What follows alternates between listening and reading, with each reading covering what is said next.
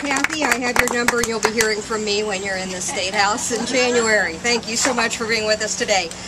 Next, I'd like to welcome to the microphone Kris Opper. Kris is a wonderful woman that I've gotten to know over the years, and she has a story to tell. I think you have some additional women from the Silent No More campaign sprinkled out around the audience, and we're so glad to have you here. Tell us your opinion.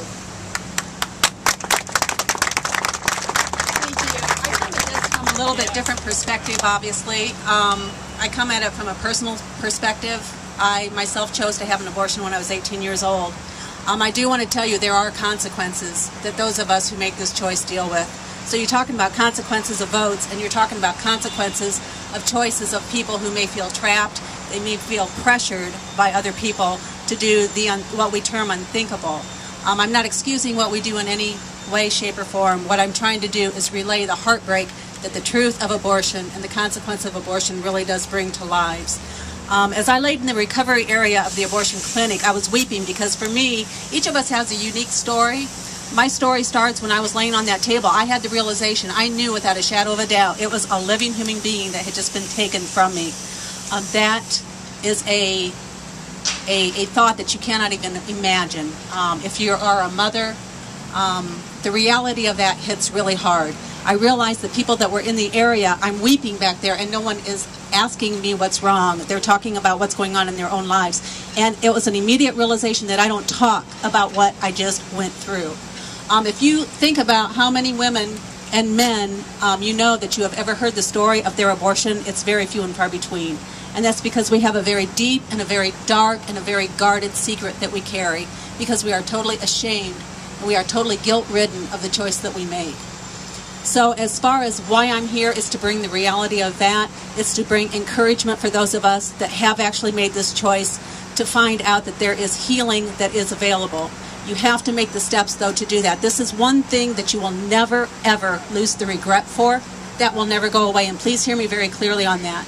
But you need to take some steps to receive some healing and to find the forgiveness that is extended to you. I'd like to bring some statistics so that it raises the awareness of how many abortions are really performed in our country.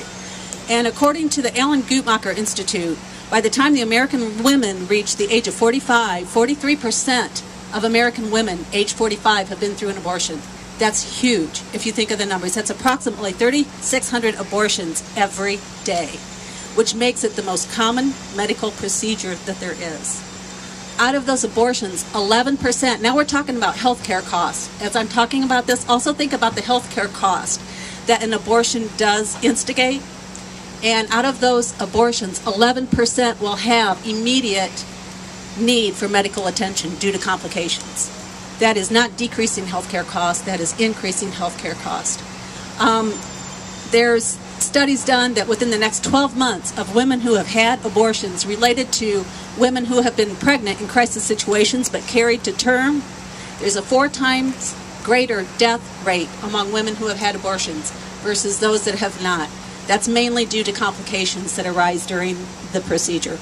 So the consequences are huge. The guilt that you suffer, it filters into your everyday life, into your marriages, into your families. You look at your own children differently. As you're raising your children, you wonder what color eyes your firstborn had. Those thoughts haunt you. You wake up in the middle of the night with nightmares. There's insomnia. There's eating disorders. Drug abuse, alcohol abuse is huge in our lives. So that's the awareness that we're trying to bring. As far as March 2008, Britain's Royal College of Psychiatrists, they expressed concern for women's mental health after abortion. And the quote says that women who have had abortion had rates of mental health problems that are about 30% higher than other women. It's not only the physical ramifications, consequences that we're talking about, it's emotional and psychological ramifications. So it's just huge. Health care costs, in my opinion, when you start looking at all the numbers, there's no way they decrease, you guys. It's an increase for every abortion that happens. So as you think about votes, as you think about all of that, just remember, those of us help me to bring a face to abortion so that maybe you can have an understanding. Women that do go through this do have pain and regret. And it's not all that, we don't suffer consequences. We do. We suffer them hugely. And I thank you for the privilege that God has given me for forgiveness for mine, to be able to stand here and tell you that I am forgiven and that I can make a difference in the fight for life. And I just thank you.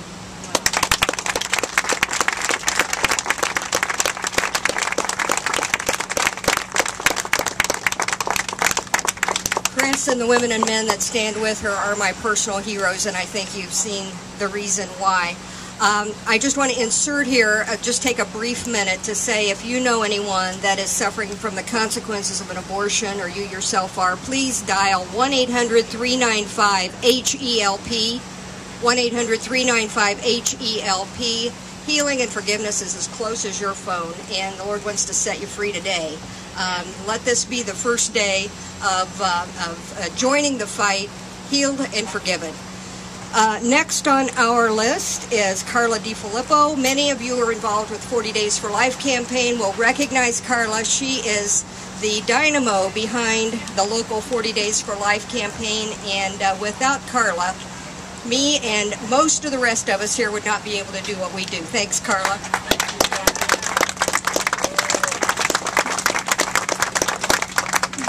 Hello, politically awake Fort Wayne. Thank you for being here.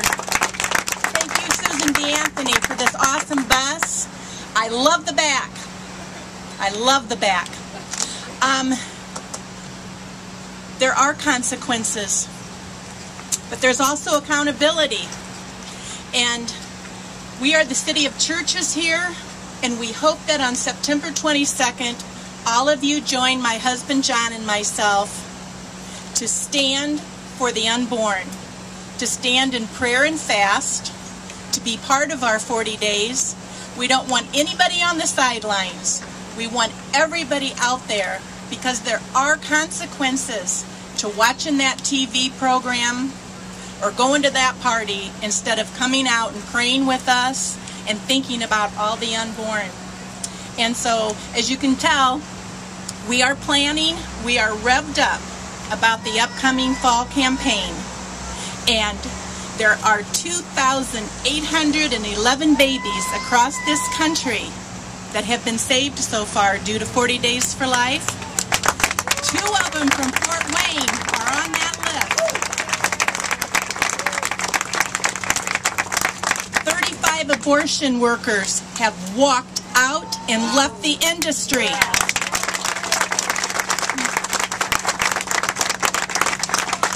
7 abortion clinics across the country have closed down after a 40 Days for Life campaign.